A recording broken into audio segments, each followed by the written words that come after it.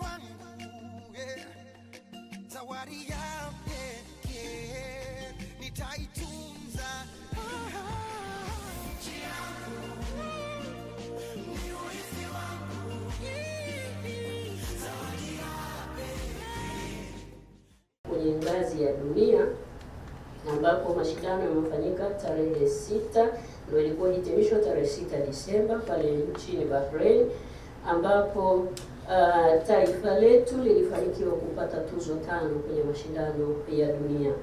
Mheshimiwa Rais, tuzo ambazo tumezipata, moja ni eneo bora la utalii wa safari duniani, World's Leading Safari Destination, ambapo tumeshinda, na hii ndio tuzo kubwa kidunia, na tukaipata tuzo kubwa kabisa ambayo leo hii tutakukabidhi, nayo inaitwa African Leading Destination, kituo bora cha utalii barani Afrika.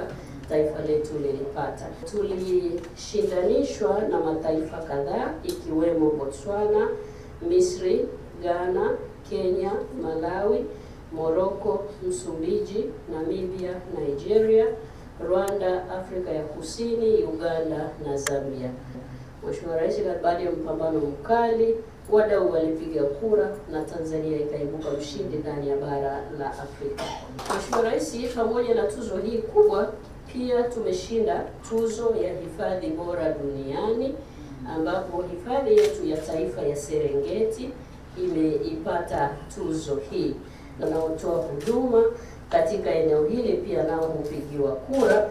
Taifa letu pia limepata bahati kubwa na tumeshinda tuzo ya mtoa huduma bora wa utalii wa Puto, World's Leading Balloon Safari, ambayo pia tumepata sisi wa Tanzania kupitia kampuni yetu ya Serengeti ya baluni ambayo imeshinda tuzo hii.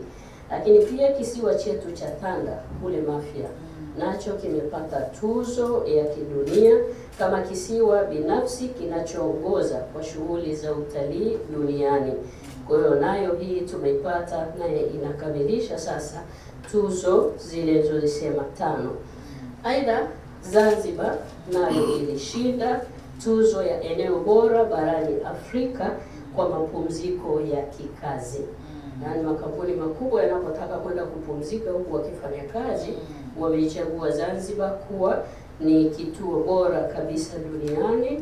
Na Mheshimiwa Rais, tuzo hii tulikabidhi kwa Mheshimiwa Rais wa Zanzibar na mwenyekiti wa Baraza la Mapinduzi mwishoni mwa mwezi Disemba.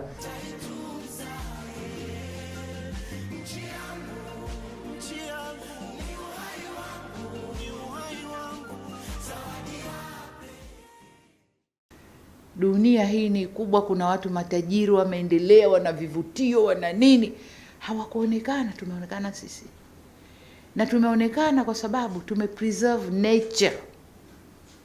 Tumepreserve nature. Mtu akienda Serengeti anaona maumbile ya Mungu haya hapa, akienda Ngorongoro anaona ukuu wa Mungu huu hapa, na tumepreserve, hatujaharibu.